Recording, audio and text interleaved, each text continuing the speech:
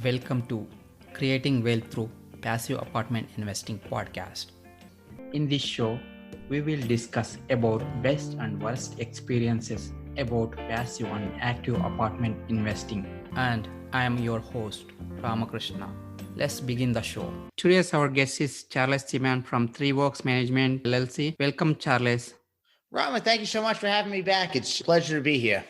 Yeah, welcome back, Charles. So you came here earlier, like in episode 8, and you shared your underwriting guidelines experiences. And thank you. You're welcome. Yeah, a little bit about Charles. Charles currently serves as Senior Acquisition Manager and Asset Manager for Three Oaks Management LLC, in which he actively works to locate high-performing multifamily real estate deals throughout the southeast region of the United States. He is responsible for performing all of the company's initial underwriting and analysis of these deals, which ultimately determines whether or not the deal will be a good fit for the company. He has 14 years of prior experience working for a commercial real estate investor in NYC. With that, Charles, would you like to add anything else? No, I think that's a good summary and a good starting point for us to jump into. Cool. And let's get into your recent acquisition, 48 units in South Carolina during COVID period. So would you share more about this property, location, submarkets, fundamentals? Yes, absolutely. I'm sorry, Rama. You said this was for the 48 unit that we closed in September, correct? Yes. Yes, absolutely. So it's a 48 unit multifamily property in Sumter, South Carolina, which is about an hour outside of Columbia. It's a tertiary market and admittedly one that I wasn't familiar with until we actually had the deal presented to us. What happened is in January 2020, my partner and myself were having lunch with the real estate broker, and he asked us if we had any interest in Sumter. And my initial response jokingly is, where is Sumter? So for me, I live in Charlotte currently, so it's about an hour and a half, 2 hours from there. And when I first saw the deal, the numbers checked out. So I said, okay, from a financial standpoint, it looks good. But then the next thing is checking the area out because we want to make sure we're buying property in an area that has, good fundamentals to it. So, we did some online research, but it wasn't really until we drove the property in the area that we felt good about it. And as we were making the drive from Charlotte south to Sumter, we had a lot of back roads and very little cell phone service and minimal activity. So initially we were a little concerned that it was going to be in the middle of nowhere. But then as we start getting into Sumter, about 10 minutes away from the property, it starts opening up and you see a nice bustling little city, which is very encouraging. And it just so happens that the property is probably located in the best or one of the better sections of the city. So it's got a lot of positive things going for it. There was a brand new development that just opened up the year before, not terribly far from there. There was a lot of major retailers and restaurant chains nearby. So overall, we became much more confident in it, and being local to it and being able to drive it gave us a big advantage because we were able to really feel confident and then put a strong offer in that got us the deal. Cool. And what kind of underwriting guidelines you followed for this particular deal? So this one here started out differently than it ended. So initially, when we first looked at it in January 2020, the property is 48 units. It had 12 vacant units. So that's a 25% physical vacancy rate, which is very high. So the initial plan was that we were going to go in there, acquire the property with bridge financing, and then get the property stabilized and subsequently push rents. So lo and behold, some of you may have heard of the global pandemic. Well, that happened, and that started in March of 2020. So our plan to acquire it with bridge financing didn't quite work out the way we expected. For anybody that was doing deals in the market at that time, you're probably aware that bridge financing more or less came to a halt. And to a large extent, Fannie Mae and Freddie Mac were really the predominant loans that were still funding at that particular time. So this property wasn't going to qualify for a Fannie or Freddie loan because it wasn't stabilized. So what happened is around mid-March, our mortgage broker called me up and he said, hey, Charles, unfortunately, we have some bad news. The bridge lender is not going to process your application, and it has nothing to do with us or the property or the application, but they were temporarily suspending all lending on their bridge program because they didn't know what was going to happen with the overall market. So then I went back to my partners. We had a conversation and said, okay, well, what do we want to do? We were still within our due diligence period. So do we like the deal enough that we want to see if we can work something out with the seller, or do we want to just terminate the contract and get our EMD money back? So after thinking about it, we determined that we still like the deal and we wanted to be able to have the chance to acquire it. So we worked an arrangement out with the seller. And for most deals that were closing at that point, there were two things that were happening. Either one, there was some type of significant adjustment in price, or two, they were extending the due diligence period because there was so much uncertainty in the overall market that nobody knew exactly what was going to happen. So we chose option two, and we worked out an agreement with the seller to extend the due diligence period by 60 days. And with that, it would also extend our money not going hard. So that way we would see what the market would do, and if it rebounded, and if we'd have the chance to be able to close the property with bridge financing. So during those 60 days, something really interesting happened that we didn't expect. So there were two major value adds on this deal. One was filling the units and getting them stabilized, and two was pushing rents organically because they were so far below what similar units in the area were renting for. So the first value add actually got taken care of for us. Ironically, during the pandemic, the seller stabilized the property, which was very unexpected because it wasn't that way before the pandemic. So lo and behold, by the end of that extra 60-day due diligence period, the property was able to qualify for agency debt. So now we no longer needed to depend on the bridge market. We were able to go out and get a Fannie or a Freddie loan. In this case, we used Fannie, and we wound up getting it funded, and we ultimately wound up closing in September. So I joke around and say, it's probably the longest closing in history for a 48-unit deal. It took us 7.5 months, but we got to the finish line. Yes, and a good thing is like it's stabilized right before closing itself. Yes. So that was great because it was great for two reasons. One, they already implemented our first value add for us, so they gave us a head start. And two, them doing that allowed us to qualify for agency debt, which gave us more favorable lending terms. And it also gave us the ability to close the deal with certainty, being that we could use agency debt. Yep. So that was a great benefit that we had going in. Cool. And what kind of business plan you're planning to implement on this deal, or already started implementing? So on this one here, our plan is really a management and operational play. It wasn't the physical value add. And while we do look at things that have physical value adds, I always say I would take something that's an operational value add 100% of the time and twice on Sunday. The thing is, they're fairly simple to execute if you know how to run one of these properties. Now, if you're just starting out and you don't know how to do that and you don't have a competent management professional that you trust, then that may not be the play for you. But for me, I happen to enjoy that strategy. And what we realized here is from doing our homework is that rents at this property were between $575 and $650. The property has all 2-bedroom, 1-bathroom units. And what we realized from driving around, checking out comps, looking through the area, making phone calls, that the comps for similar units in the area were going between $750 and $850. So we felt very confident with that. And when I say comps, I don't mean something that's 20 years newer, something that was recently renovated.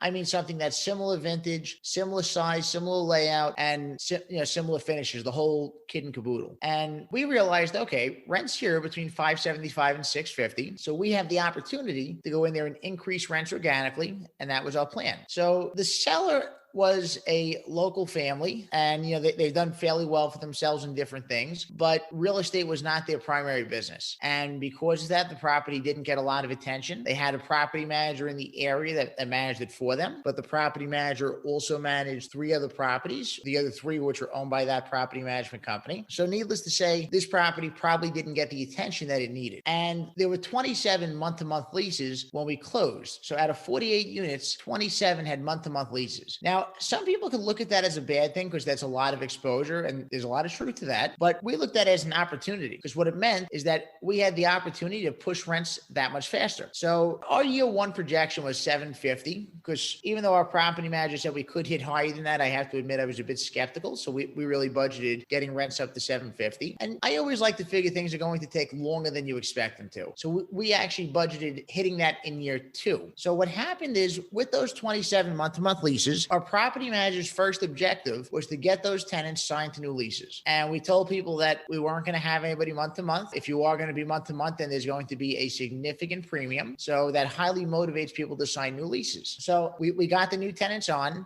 the existing tenants on new leases, and we automatically pushed all those rents between $75 and $100. So that way it gave us a nice bump. It left the occupancy at the property strong. And it also, gave us the certainty so they don't just have month to month leases and higher rates. Then on units that are becoming vacant, initially we tested the water and our property manager wanted to try 800. I was a little doubtful that they would get it, but they did. And then they started leasing vacant units around 850 in November. And I said, "Oh, let's test the waters. You never know until you try." And I have to admit, I was pleasantly surprised that I was wrong because our property manager hit the numbers that she told me she could, and I didn't believe it. So seeing is believing, and I think they did a wonderful job with that because they were getting 850, and that's just on a standard turn. We're slapping a coat of paint on, we're fixing what needs to be fixed, but we're not making any significant upgrades. Cool. Awesome. And that's good start actually. So is this a syndication deal or JV deal? This one's a syndication deal. So we had, it was a smaller deal. The purchase price in this one was $2,475,000 and the equity raise was like $1,348,000. But generally most of our deals we syndicate. I think we would be open to joint ventures down the line, but we just haven't had a good opportunity present itself for that yet. So is it 506B or 506C? 506B is in boy. Okay. So what kind of returns you're offering to investors? So this one here, we did a 70-30 split and we wound up doing a 7% preferred return to the investors. And we're projecting returns in between 16 and 18% down on an annualized basis. Oh, awesome. And are you passing tax benefits to passive investors? Yeah, so we are doing a cost segregation study to accelerate the depreciation. So that's something we intend to have realized. We already have that in process and we should hopefully be able to give our investors that benefit sooner than later. Cool. So how long it took to raise capital during COVID? So the capital actually came easier than I thought. What happened is we had one group that funded the entire thing. So they basically just had different people write checks for it, but they came in and they funded the entire raise. So we got that pretty easily. It was actually the debt that was harder to get. I was kind of expecting it the other way around, especially in the middle of the pandemic, but the equity came pretty simple. It was the debt that we had to go and jump through hoops to really get. Yep. So would you share any challenging experiences during acquiring this property or Yes, absolutely. So in addition to the bridge lender backing out, so what happened is we actually submitted two separate loans. We submitted one with a lender for a Fannie Mae application, and that was in late May 2020. And we told them, listen, we have to close by the end of July. This is our timeline. So they gave us a term sheet. The term sheet was 75% loan to value, and they gave us, all the other terms spelled out. So we said, okay, let's move forward. We gave them a deposit and went through the process. The appraisal came back. It was actually higher than any of us anticipated. As far as we knew, everything seemed to be going well. And then like mid-July, they tell us they're going to send the commitment, but it's only going to be for 65% loan to value. And we said, wait, what happened here? We said, we were supposed to be at 75%. How do we go from 75 to 65? And more than that, how did this happen when you didn't tell us there was any problem? As far as we know, you told us everything was going well with the underwriting. You didn't have any red flags, anything that became an issue. So how did we drop 10%? Because obviously that's going to impact our returns now. So after reviewing it further, we determined that it wasn't going to put the returns where we wanted them. So what we decided to do was negotiate another extension with the seller, which they gave to us. And we submitted a different Fannie Mae loan application with a different lender. Now with this lender, it's a lender one of my partners has a good relationship with and that he's done business with in the past. And we explained to them up front what happened with the previous lender because we didn't want to waste our time or their time or the seller's time. So we said, here's what happened. They did their third-party reports. As far as we know, they didn't find anything that was detrimental, but then they came in with 10% less. And after speaking with the new lender, they felt confident that they could deliver on the higher proceeds. So we went forward and submitted an application with them. They moved everything as fast as they could. They had to do a new property condition assessment and environmental inspection report. They were able to use the appraisal, so at least that saved a little bit of time. But ultimately, they had to basically start from scratch. So we went through everything with them again, and then finally they approved it, and then we closed in late September. So that it took ultimately 3 different lenders to get that deal closed. Cool. Thanks for sharing that. And would you share any best experience on this deal? Yeah. So the best experience, I think, was just probably the learning experience we had. Sometimes you just have to keep going and things seem tough. We could have backed out of the deal in March after the bridge lender pulled the funding. We were still within our due diligence period. And there's nothing wrong with that. But by having the tenacity and the resolve to go through it, we were able to come out stronger on the other side with another deal on our track record and some good stories and lessons learned from it. So overall, I think it was just really the experience. And for anybody listening out there, if you want to get deals done, sometimes they won't always come easily. You have to really have a lot of resolve and tenacity and just keep pushing forward. Cool. Yeah. And so what is your current focus, and share something you're excited about now, Charles?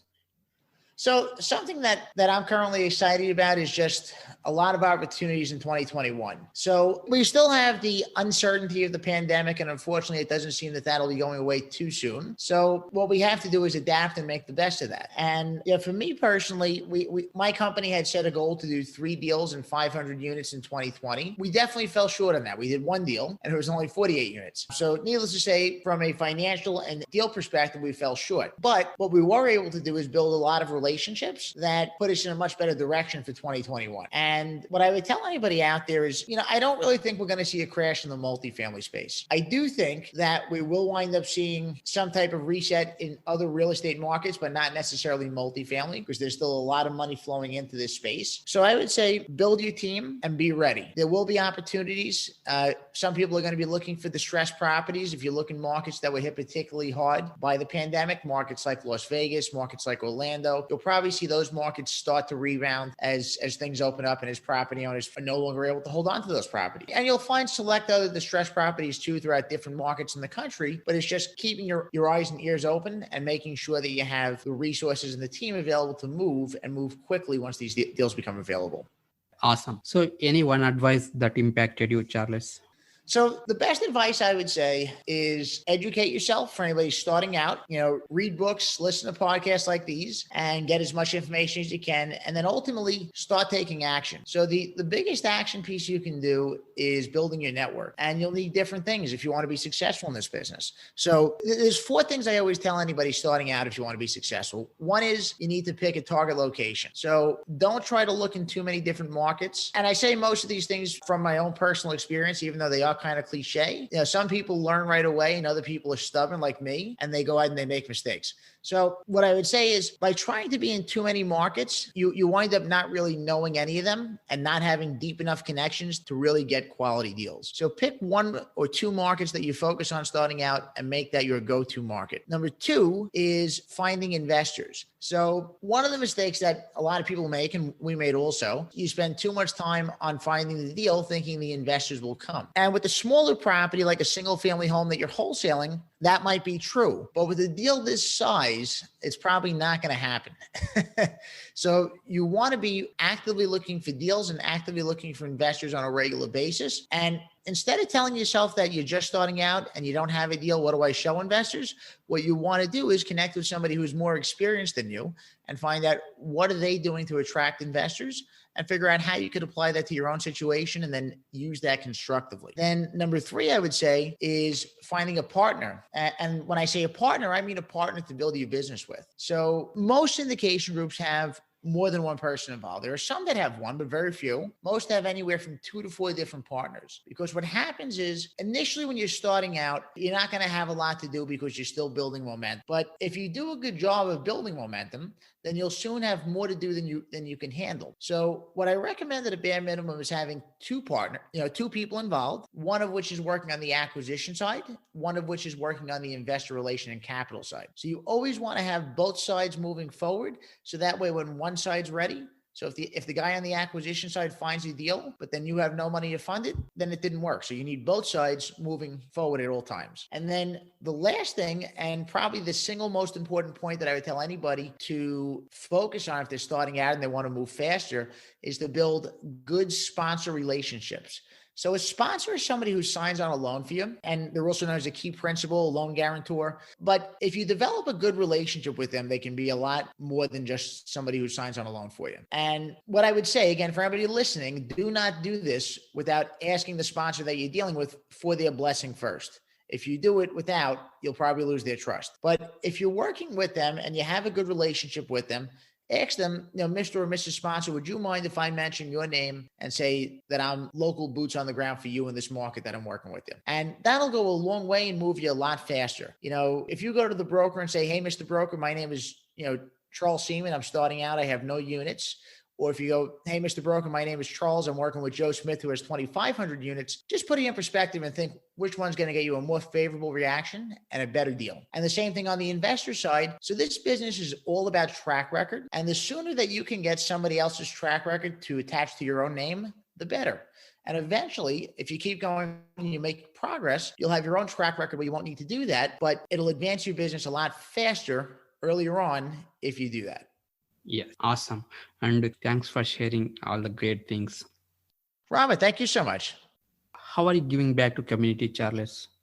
So there's a few ways that I do it. One is that I'm a member of my local Rotary Club. So that's a service-based organization. They have different activities that I participate in. Sometimes it's like 2 weeks ago, I think it was 2 weeks ago. We work with this organization called North Carolina Medicist, where basically what we do is we pack medications for people that can't afford them, and we make them so this organization is able to distribute them. We also do things like keep the community clean. So there's usually different Saturdays out of the quarter that we'll take to clean up different streets in the area, and various other activities that we have with them. Then aside from that, another thing I've also been big on is just, teaching people, because I like doing that. It's something I enjoy. So each Saturday afternoon, I have a free underwriting session on Zoom, and I open that up to anybody. So if anybody wants to learn how to underwrite a deal, they can come to that. And I'm always glad to give my time as well for somebody starting out and just in need of guidance, because at one point I was there as well. And I think it's good to have those resources available.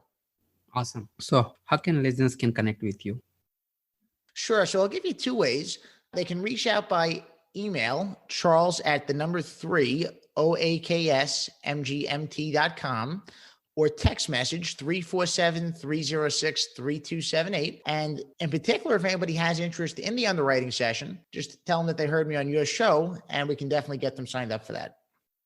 Awesome. And thank you, Charles. And thanks for sharing and deep dive into a recent acquisition. Appreciate it. Rama, thank you so much. Appreciate being back on it. If you like the show, please subscribe, share, rate, and review. And if you want to connect with me, please send me a message info@ushacapital.com. Thank you for listening. Creating Wealth Through Passive Apartment Investing podcast. I hope you learned something from the show.